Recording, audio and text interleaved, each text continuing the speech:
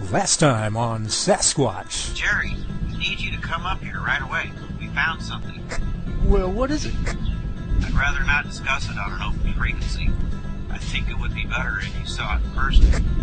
And Jerry, you need to contact Professor Dalton at the lab as soon as possible.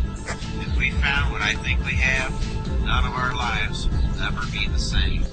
Okay, Kevin, what did you find here that's such a secret that you couldn't tell me without me coming all the way up here? This. What's this?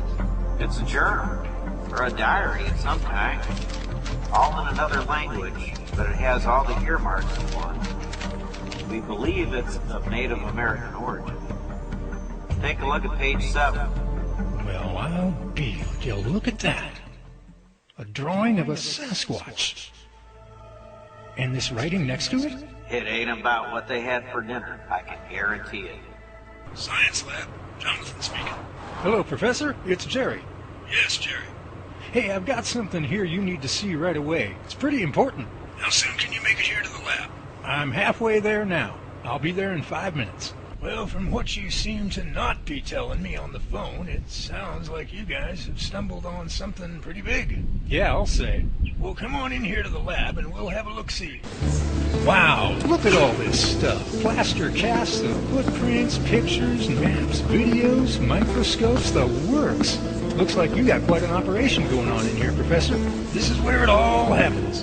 Every scrap of evidence that we come across that might even remotely relate to Bigfoot gets brought in here and analyzed. So what is it you guys found out there that made you so hush-hush? It's some sort of diary. So any idea who wrote it? It seems to have been written by a Native American. Well, if that's the case, then what we find within these pages may help us understand not only what they knew about Bigfoot, but at the same time, it may very well unlock some of the deepest secrets of the Native American culture. Why, that book is probably a goldmine of information. The writing is surprisingly clear and well preserved, though. Whoever buried this thing did a great job at protecting it from the elements. It'll take a month of Sundays to go through it all and have it translated. Boy, what I can't wait for is for the newspapers to get a hold of it. Whoa there, cowboy, not so fast. We can't afford everybody and their dog knowing about any of this just yet. Why, if we breathe even a word of this thing to anyone on the outside, it could cause all kinds of chaos. Well, okay, if you say so. I say so. Jerry, if this book is what I think it is, and if these pages contain what I think they do, then we've just stumbled upon one of the best-kept secrets ever discovered in the history of the human race. Not only about Bigfoot, but the absolutely pure, unadulterated truth on the history of the original Native American tribes who lived here over 5 centuries ago.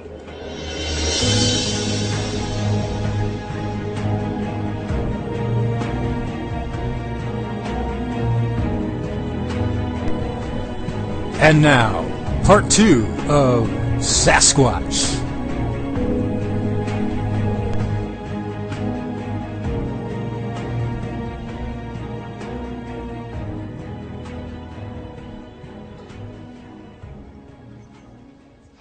Well, how in the world are we going to get it translated? I had enough trouble learning English in school, let alone some unknown Native American language. I took a quick look at some of what was written next to the Sasquatch drawing. Not one word in 10 makes any sense to me. Well, I have connections with a few linguistics experts here and there, so I'll make some contacts, and we'll see who we can get in here to help make heads or tails of this thing. I also know of one Native American who used to be a medicine man. He has all the knowledge of all the old ways and languages and traditions and so on. He'd be perfect for this job. Last I heard, though, he was up to his eyeballs in work, and he may not be able to get away for quite a while. In the meantime, we'll just keep doing what we've been doing. We still have plenty to keep ourselves busy while we're waiting to get this journal translated. That team of mine out there aren't just sitting around twiddling their thumbs, you know. There's a lot to do. Yeah, I sort of got that impression when I first walked in. It looked like there was something going on in every part of the room. Would you like to see some of it up close and personal like? Well, you bet I would. Okay, let's go have a look-see. Here, I'll get the door for you this time. Thank you. Youth and exuberance before age and experience. Youth and Huh? Gotcha. Oh, boy. Come on out here. I want you to meet a few of the international members of the team. Hello, Chang. Ah, hello, Professor. Chang, I want you to meet Jerry Hansen, one of our team leaders. Jerry, this is Chang Jin. Chang, good to meet you. Hello, Jerry. It is a great honor for me to make your acquaintance. Chang here is in charge of our visual enhancement department. Chang, would you explain to Jerry exactly what it is you do here? Ah, certainly. This is where we bring all videos we get, as well as many still shots. So many videos taken of Sasquatch. So shaky, very hard to see. Well, we upload video to computer, then run through video stabilizer program. We remove much shakiness, so it's very smooth, clear, and easy to see. Here, I'll show you example. Here is very famous Patterson-Gimlin video from Bluff Creek. This is the original footage. See how it's very shaky? Now, watch. There, you see? Smooth as concubine skin. Through this enhancement program, we are also able to detect whether is man in monkey suit or is real Sasquatch. That is just amazing. Very impressive, Chang. Thanks for showing me this. And it's good to meet you. Thank you, Chang. You are most welcome, Professor and Jerry.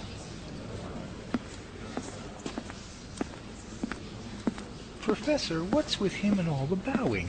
That's just his culture's style of greeting someone. Kinda weird. Well, get used to it. You're going to experience a lot of new things around here. Things? As in more than one? You mean there's more? And over here we have the microscopes. In charge of this department, all the way from Paris, France, is Francois Charbonneau.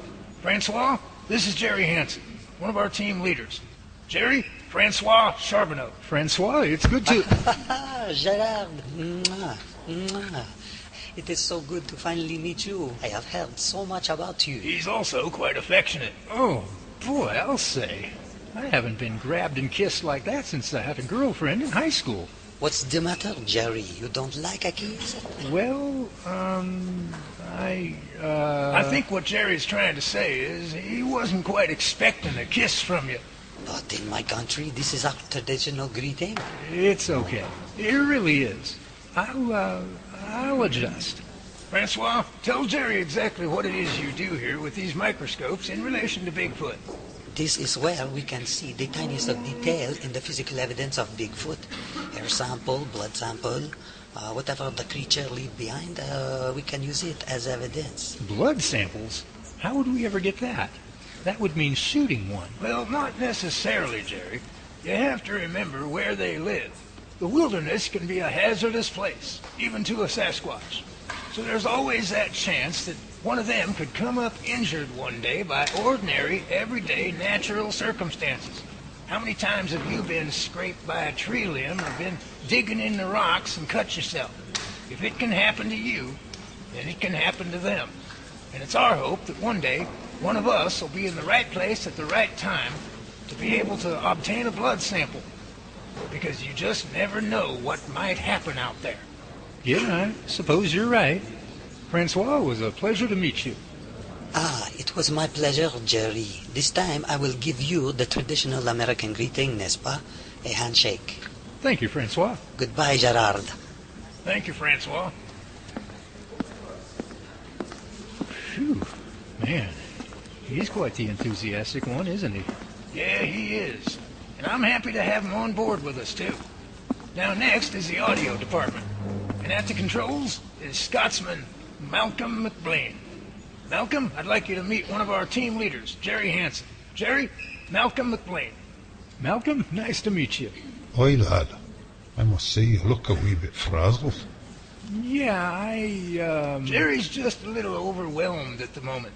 He's just been bowed to and kissed all in less than 5 minutes. That'll change any man's perspective on the world in a hurry. Malcolm, tell Jerry exactly what it is you're doing here with the audio department. Aye, I'd be happy to. This is where we study all the vocalizations of Bigfoot. First of all, I feed each recording through a noise removal program to remove all the hits and static that might be coming from an amateur recording. Then I start comparing each audio clip with other recordings of known, authentic vocals. I listen for tone, pitch, and look at the decibel readings. I also turn each recording into a voice print over here. This enables me to actually see the song and compare it with the vocal ability of a human. Without going into too much detail, I basically determine whether each recording was made by a real Bigfoot or by a human. And when you've been doing this as long as I've been doing it, well, it's not hard to tell the difference. Just fascinating. All this equipment here makes my stereo system at home look like a child's toy. Thank you, Malcolm. Hey, you're welcome, lad. Stop by any time. Jerry, let me show you the rest of the setup. Now over here we have all the plaster casts that have been turned over to us over the last couple of months. These have all been collected from everywhere within about a 200-mile radius of the lab. Each one's been individually measured, photographed, and categorized. Now, as you can see, the wall here is getting pretty full, so we're going to have to start storing these real soon. Well, that's everything, Jerry. We've gone full circle. Come on in the back room again, and we'll figure out what's next on the list of to-dos.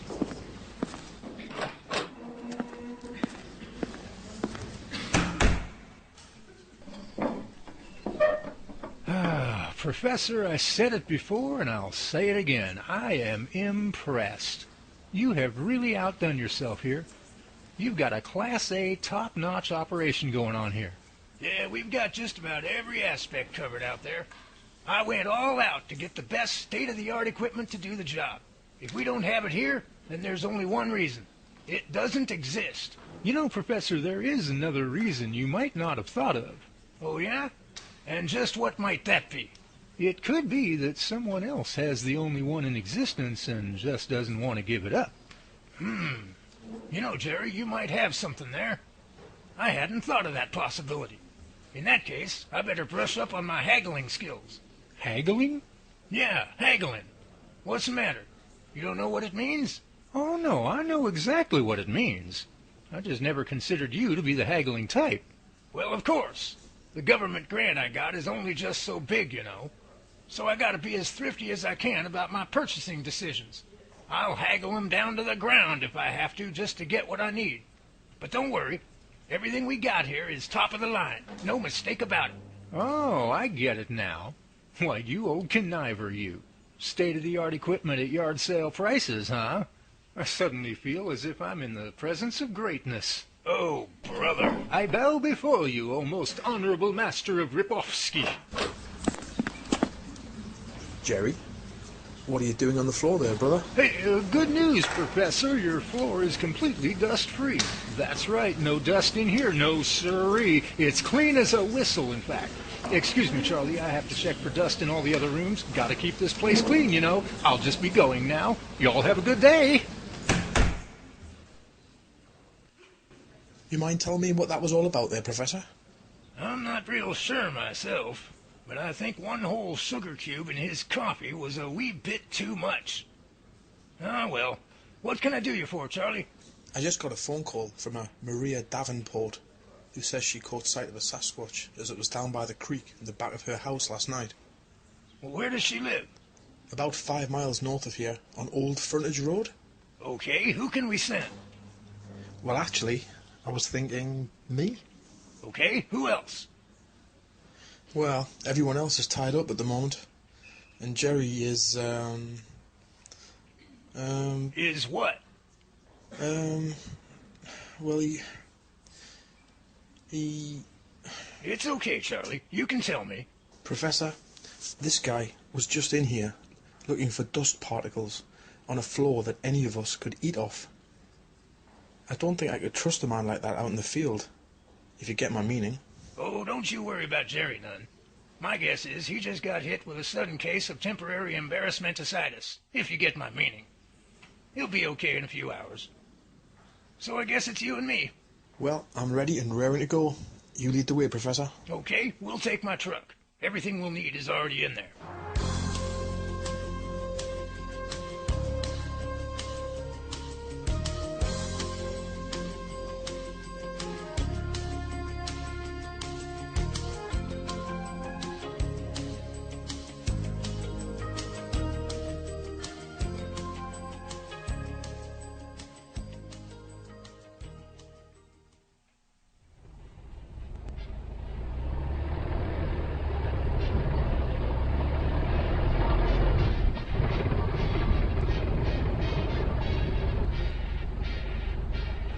Professor, do you have a map of this area? I wanted to look something up while we're en route. Yeah, there's one in the glove box. And since you and I are going to be working together pretty close, you can call me Jonathan. Okay, Jonathan it is. Charlie, have you ever actually seen a Sasquatch in person before? Just once, from about 100 yards away. It was about 5 years ago, and I'd just come over from England. I'd been studying anthropology at university in the UK, and when it was time for our summer break, I decided to fly to the States to visit an old school friend of mine who'd moved to the state of Washington. One day, he decided to show me around, starting with a nice, relaxing hike through the local woods. Well, we hadn't been hiking for more than about 15 minutes when we started hearing the sound of snapping trees. And we also noticed that all the birds had got real quiet. It was about then that we saw it. It must have been about 8 feet tall and, I don't know, maybe 700 pounds. Even at 100 yards away, it looked bloody huge. Part of me wanted to run a big part, but the other part just made me stop and stare at it, almost daring me to get closer. The whole encounter lasted about 30 seconds before it turned and disappeared at the trees. Then a few seconds later we heard the most awful sounding scream, like nothing I've heard before, or since, to be honest. So what happened after that? I mean, how did you go from an anthropology student to a full-time position as a Bigfoot researcher and investigator? When I got back to England, I couldn't think of anything else but what I'd seen that day. It was like it controlled my whole bloody life. I thought about it during the day, I had dreams about it at night, it just wouldn't go away. It was almost as if I was being called away by some higher power to come back here again. I don't know, it was like on a spiritual level almost. It was about 2 months after I graduated. I was online one day and started reading some of your research here. Something just drove me to get involved. I sent a couple of emails to your office. I got your invitation, packed my bags, and the rest, as they say, is history. You know, it just fascinates me at how many people have been drawn into this kind of work. There's no one member of my team who doesn't already have some sort of story or testimony very similar to yours. And it seems like a day doesn't go by that I don't get an email or a letter or a phone call from someone who... Wait, listen, turn up the radio. I'm Jack Kingsley. A search is underway this afternoon for what is reported to be an 8-foot air-covered giant creature who terrorized residents last night at Old Frontage Road between the hours of 7 and 10 p.m. Local authorities are warning all campers, tourists, and residents alike to be on the alert and use extreme caution. We'll keep you updated on this story as we learn more. From KRQB Radio News, I'm Jack Kingsley. Did he say Frontage Road? Why, that's less than a half mile from where we're at right now. Sounds like this one actually made the news before we even got there. That means there could be reporters crawling all over the place by the time we get there. I never did like it when they get too involved. All it would take is just one nosy newsman to... Jonathan, watch out!